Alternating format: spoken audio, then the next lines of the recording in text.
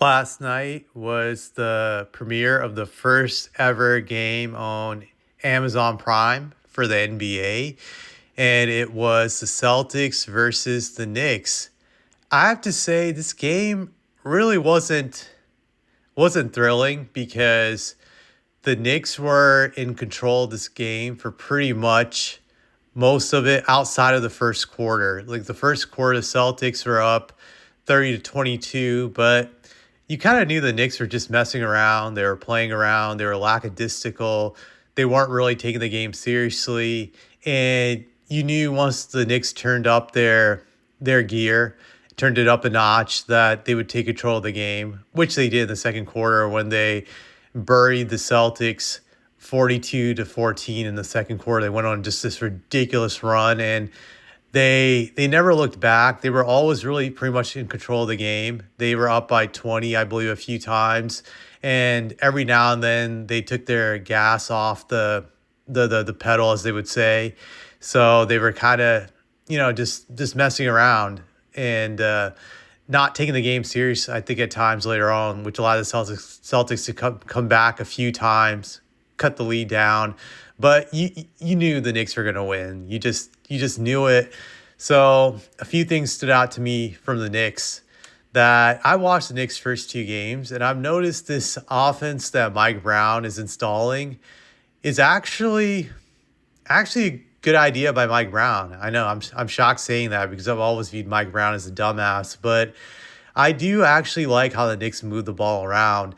It reminds me a lot like the Spurs in 2014. Not to say that they're going to be as good as that Spurs championship team, but it's like they have similar concepts of ball movement. I've noticed that they're trying to buy into this system, which which if they do long term is going to be really beneficial to both their stars. I really do believe it, but I've noticed that they are really hyper focused on moving the ball around and not having one player be like ball dominant, like either Jalen Brunson or a Cat. They don't want them to dominate the ball, which, like I said, I think is smart because it's gonna ultimately leave less wear and tear on their bodies in the long run if they continue to buy into this. And it's also going to make it harder for teams to guard them, especially in the playoffs, because their offense is going to be less predictable. So it seems like they're trying to buy into this. And I've noticed that the Knicks are a team that's now thriving off of just increasing the pace of the game. That they still focus on playing good defense, but they rely heavily on the defense to create an up-tempo pace in which they're just sprinting down the court. So that's one thing good for them. If they can consistently do this throughout the season, then look for good things to happen for them. And I found it very interesting in this game was how they shot poorly. Think about it. They shot 38% from the field, and they still ended up winning the game by 10 points, while the Celtics shot 42% overall from the field. So slightly better, but the Celtics still ended up losing the game. The biggest reason why the Knicks were able to crush the Celtics in this game, despite shooting poorly and having about an equal amount of turnovers as the Celtics, is that they crashed the boards. They owned a 53 to 37 rebounding edge, which was huge. So that's going to pay off if they continue to do that. Also, the other thing that stood out to me in this game about the Knicks is that Cat didn't shoot well from the field overall, and he hasn't shot well from the field overall these last two games, but they're still winning in spite of it. Like, he shot great from three, but overall he was 6 of 16. He got 26 points and 13 rebounds. And he hasn't been great these first two games. And I would say it's not lack of trying. It's just like the offense really confuses him at times, but he's still trying to buy in there. If you look at his regular season average so far, it's 22.5 points per game, 39 overall from the field, 50 from three.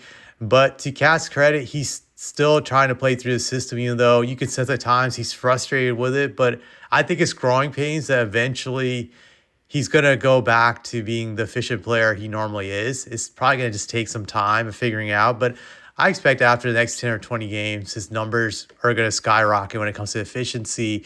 But give him credit for playing within the system and trying to buy into it. I think it could be, difficult at times, but eventually, like when the Knicks are hitting their shots, it's gonna click. Yeah, I even saw in this game when they're up by 20 a few times, and that was due to their shots falling and whatnot. But now just going to the Celtics, that I feel the Celtics are in some serious pain and trouble for the season. And that was expected because they got rid of most of their core, got torn up. If anything, I feel like the Knicks are like a bittersweet matchup for the Celtics, because I'm not going to say that the Knicks ended the Celtics dynasty, because I never viewed the Jason Tatum, Jaylen Brown Celtic teams as a dynasty, but they were an elite team for several years. They went to the conference finals like a few times, I think maybe 3 or 4 times. They went to the NBA finals twice in the last several years. They won a championship. So they had a really, really great run of being an elite team. And the Knicks ended that last year during the playoffs by pulling off an upset. And they have not been the same since, with half their team being gutted. So I know it hurts. On a side note, I do laugh at the rivalry Jaylen Brown has with the Knicks, that Jaylen Brown truly hates the Knicks, which I enjoy. It's one of the interesting rivalries in the NBA, in the sense that it goes back to Boston and New York hating each other, Knicks fans being insufferable. I loved it last year when the Celtics were eliminated and Jaylen Brown said that losing to the Knicks is worse than death, which I thought was dark and funny at the same time. But to add insult to injury in this game for Jaylen Brown was this one play where OG was guarding him, and he ended up doing some head fakes and rubbing his head across OG's jersey. And then you see some blackness on OG's jersey, and you realize that this was Jalen sprayed hairline rubbing off on OG. So pretty embarrassing for Jalen, and probably more misery for Jalen in the sense that he got embarrassed in this game in that one moment. But to be fair, he had a good game, 23 points on 50% shooting. Granted, he did turn over the ball a lot with 7 turnovers. I think for Jalen, he's going to have to do more than just be good this year. The Celtics have any chance of going to the playoffs. He has to be beyond good. He's always been a good player, a guy who can get you 20-some points a game, but he has to be great. He has to take his game to another level. I've never felt Jaylen Brown's a superstar. I've always felt that he was a all-star player, legit perennial all-star, but not a superstar. But this is a year where Jaylen has to like challenge himself to go to that next level of greatness. And I'm not sure if he can get there. I think he'll still be his all-star level, but to make that leap, it's going to be difficult. It's kind of like that leap Scottie Pippen, I felt, really made that first year when Michael Jordan retired, that he went from being really good to great. You could see that leap and how he was able to elevate the Bulls during Michael's absence that one year and lead them to 55 wins, which was a great record. Jaylen Brown is going to need to do something just like that, but I'm not sure he can, because I don't see Jaylen Brown as a guy who can make his teammates better or elevate their play. He's never been a great playmaker, so I can't see that happening for him. I just don't. Granted, I would love to be wrong about it, but I don't see him being able to do that. And in that situation, other guys are going to have to step up to make up for the loss of Tatum. Like Derek White has to be a lot better. To me, he's the second best player on the Celtics in my eyes.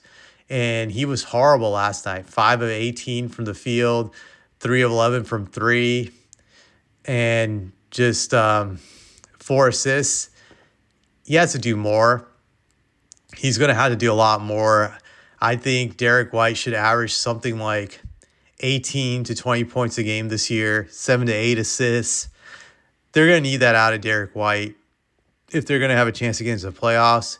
I'm also going to say with Peyton Pritchard, they definitely need to take him out of their starting lineup. He's not a starter. Peyton Pritchard, to me, is a bench player. That's where he belongs. He could be a very good bench player, but he's not meant to be a starter.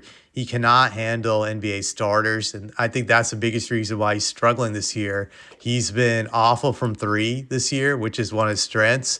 In this game, he shot 1 of 7 from 3, 2 of 10 overall from the field, which is 20%. And when I pull up his season averages, this year is his worst season from an efficient standpoint. He's averaging 12 points, but he's doing it on 33% overall from the field, 14% from three. So that's not going to cut it for him. He has to be a lot better. And I just don't think he can be effective being a starter for the Celtics. They need to plug him back into the bench. And I think that's where he would be better off. If I was the Celtics, I actually would start Anthony Simmons in his place. I think Anthony Simmons is meant to be a starter. He's used to playing that role. And I think he would just be more effective that way. Granted, he was good off the bench, but I think that way Pritchard would actually be better being a bench player where he could produce versus being an ineffective starter. That's something the Celtics coaching staff will have to figure out pretty soon on what they want to do regarding that situation. Or maybe the Celtics just don't give a shit and they'll just tank all their games to get whoever is the top prospect this year. I think it's some guy named AJ Dybantsa. I'm not sure if I'm saying his name correct. Maybe that's the guy that they're going for. I don't know. But this team has to make some serious decisions if they want to have even a shot to get into the playoffs. That's one thing I would say. As for the Knicks, that I feel that they're still a work in progress. That Cat is not at his best right now, like I said, but I think he'll get there. I meant to say Jalen Brunson struggled the first game, and the Knicks still won despite it. This game, he was great, but I think what was promising about this game was he got a lot of his points off the ball, which is something Mike Brown wants him to be able to do. If he can do this consistently, it just adds another layer to the Knicks offense, and it just makes them harder to guard. So I'll say that's one of the positive things about the Knicks going forward. Their bench was okay in this game. Obviously, you want to get more production from their bench. In this game, they got, 16 points from their bench. So they need a lot more from their bench going forward. That was Achilles' heel last year. These guys need to step up, but I have nothing else to say about this.